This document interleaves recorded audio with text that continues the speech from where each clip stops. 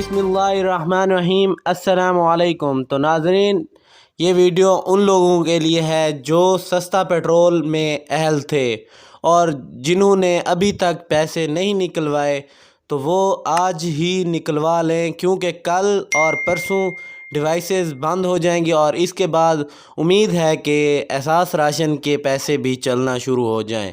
तो जिन्होंने सस्ता पेट्रोल के 2000 रुपये नहीं निकलवाए, ये वीडियो उन लोगों के लिए है। वो जल्दी से किसी भी करीबी शॉप पर चले जाएं और अपने 2000 रुपये निकलवा लें, क्योंकि 2 दिन डिवाइसेस बंद रहेंगी।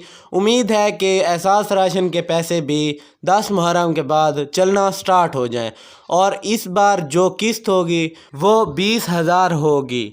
तो जल्दी से जाएं और अपने पैसे निकलवा लें।